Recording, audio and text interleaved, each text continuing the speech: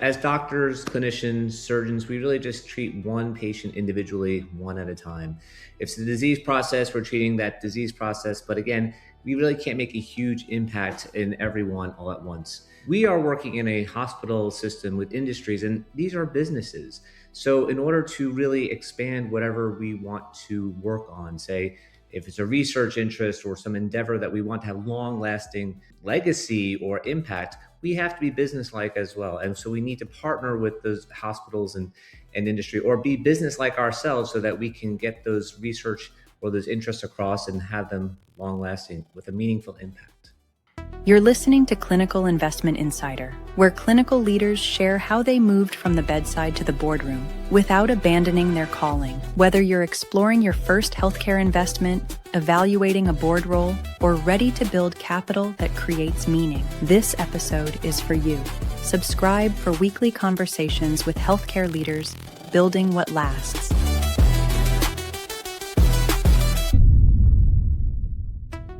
I'm your host, Sabrina Rombach, a clinician turned business strategist, TEDx speaker, and 3-time best-selling author. Today, our guest is Dr. Fenoi is a leading functional neurosurgeon at Northwell Health. He has performed more than 900 deep brain stimulation procedures since 2009. He uses DBS to achieve 80% plus sustained response rate for treatment-resistant depression in his ongoing clinical trial. He is the principal investigator on 2 NIH grants advancing DBS research to better understand how the brain responds to such treatment, and he is pioneering focused ultrasound therapy for tremor. I am so excited and honored to have you here in the HBA family and be on the show with us. So let's just dive in. What really made you step outside the clinical side and become the advisors, really creating your own innovations and doing all the stuff to create your own legacy? Great question, Sabrina. Thanks. So, as a surgeon, I'm very much passionate about what I do. I'm looking at networks in the brain and how we can modulate them. But again, we're treating individual patients. We're looking at disease processes. Even the research that I do has great impact, but really locally. And so I realized that if we want to make it a broader impact, we want to kind of get other, more impact around the hospital system, the state, the country, the world, we really need to partner with the other businesses, such as hospitals and industry. And so that means that I need to be much more business-like. And so that's what has made me want to go into business, to really push my research ideas, expand them, and share them with that presence of research with as many people as I can, because that's what is most passionate to me. Yeah, I think the passion also comes from many different areas, right? Culture is influencing society, and then you find out, let's explore, right? Like for you to go into the business side, getting those additional degrees. And also, can you walk us through, right? Like every single experience, every single path also taught us something. What do you think is some of the best thing that you learned through this journey? So as you know, I've been doing deep brain stimulation for over 20 years outside of fellowship, and moving along in not just beyond movement disorders, but to psychiatric disease. And it's extremely a slow process to try to adapt a surgical process to a patient population that is desperate for help but needs it, and to really understand what those patients and caregivers need.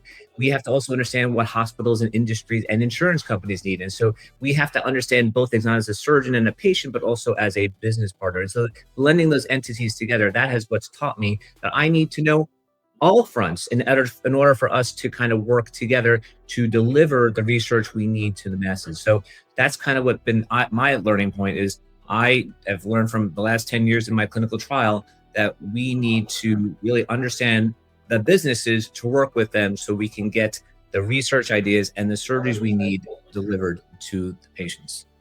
Right. Everything is an interconnected web, right? We call ourselves the ecosystem. It's because we can never do things alone. As the clinicians, we have the medical training. We know how to communicate with our patients. And that is only part of it. And when we add on to research, to innovation, to pushing the boundary, and not everyone is the same growth mindset as some of us.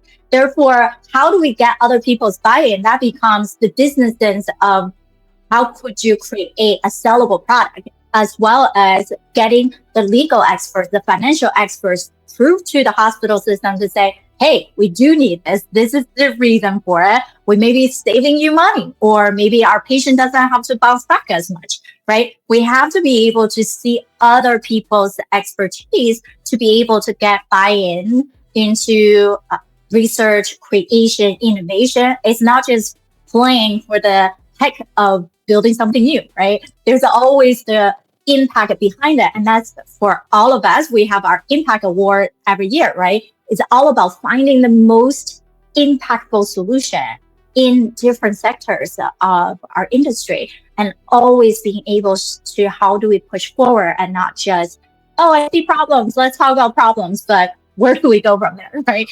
And what really drew you to House Board Advisors?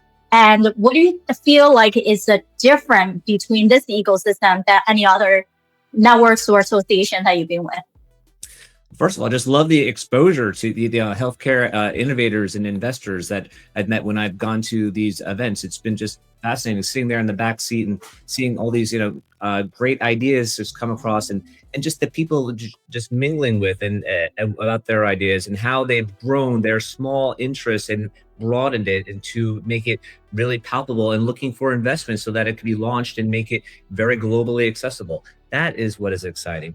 Other entities that I've been partners with have not really come close to that. They kind of introduced me to ideas, but not really seen me how we can grow these things. And that is exactly, as you mentioned, Sabrina, it's this ecosystem that we need to have to kind of work off each other so we can grow and expand our ideas.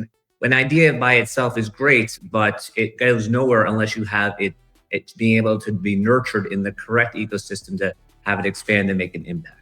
Exactly. It's about thriving and flourishing. If we can all be born as pure, as exploratory, as curious, and that baby of the idea, or even as a human being, we have to be able to put in that most thriving environment for us to be able to have those resources.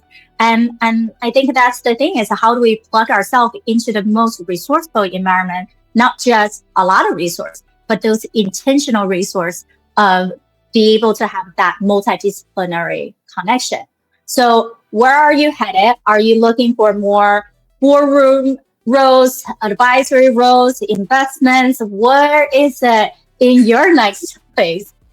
Well, that's great. Being in the neuromodulation space for a couple of decades, I'm definitely able to be an advisor. And that's something I'm very interested in as a consultant work I've been doing. But also, as I mentioned, in my research ideas and expanding these endeavors into something more meaningful and palpable.